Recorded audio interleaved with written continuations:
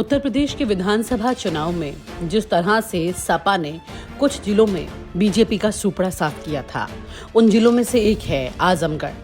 आजमगढ़ की तमाम सीटें सपा ने जीती और इन तमाम सीटों के जीतने के साथ साथ आजमगढ़ पर समाजवादी पार्टी का एक मजबूत ऐसा दावा हो गया जिसे कोई हिला नहीं सकता।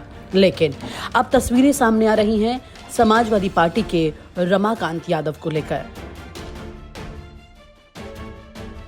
कहा जा रहा है कि आजमगढ़ में रमाकांत यादव ने जिस तरह से चुनाव लड़ा वो वाकई में सराहनीय है।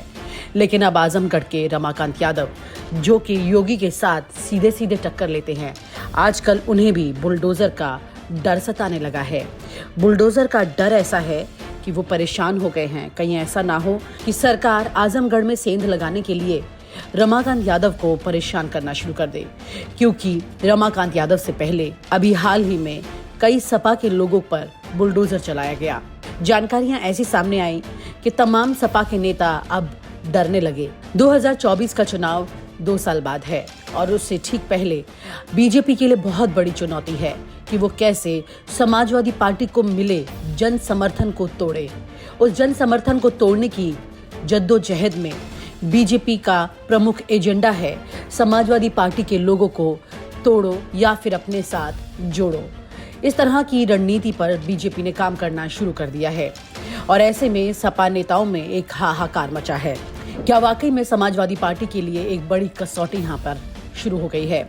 आपको बता दें कि एमएलसी चुनाव 2022 से पहले आजमगढ़ मऊ सीट से बीजेपी प्रत्याशी अरुणकांत यादव ने अपने पिता रमाकांत यादव को लेकर एक बड़ा बयान दे दिया है।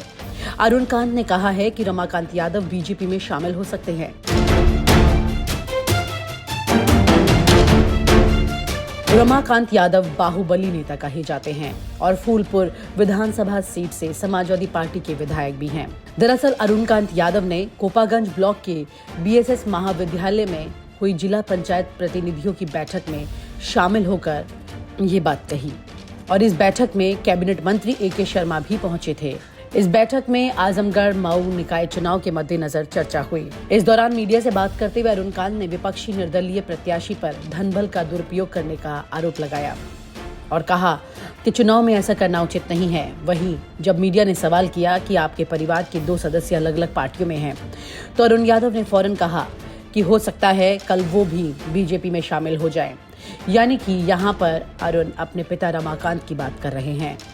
इसके साथ ही उन्होंने ये भी कहा कि इस बार विधानसभा चुनाव में जातिवाद चरम पर था, जिसका नुकसान बीजेपी को उठाना भी पड़ा है।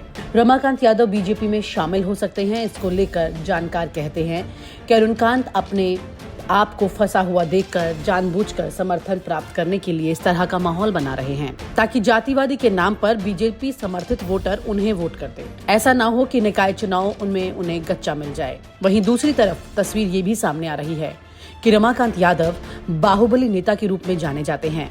सीएम योगी से भी उनका 36 का आंकड़ा रहा है। अगर वो समय रहते भाजपा में नहीं आते हैं तो कहीं बुलडोजर उनके खिलाफ अपना काम न शुरू कर दे। रमाकांत यादव बीजेपी में शामिल होने के बयान को लोग राजनीतिक चश्मे से अब देख रहे हैं।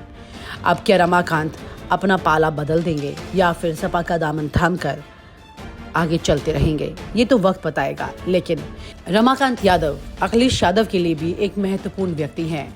आजमगढ़ की एक बड़ी जिम्मेदारी अखिलेश यादव ने रमाकांत को दे रखी है। ऐसे में रमाकांत के बेटे का इस तरह से बयान देना वाकई में बाकी नेताओं में जरूर खलबली पैदा कर देगा, क्योंकि समाजवादी पार्टी के तमाम नेताओं पर जिन्होंने 2022 के चुनाव में जीत दर्ज की है या फिर हारने के बावजूद बड़ा जन समर्थन प्राप्त किया है, उन सभी पर बीजेपी की कड़ी नजर है और बीजेपी इस वक्त जोड़ तोड़ की इस राजनीति में उन तमाम लोगों को तोड़ने की पूरी कोशिश कर सकती है। न्यूज़ नशा ने जब इस बात की पड़ताल की तो पता चला कि रमाकांत यादव ऐसा कोई भी कदम कभी भी उठाने वाले नहीं है, जबकि उनके बेटे जो इस वक्त चुनाव लड़ रहे हैं, उन्होंने ये बयान देते वक्त अपने पिता से इस बारे में कोई बातचीत भी नहीं की है।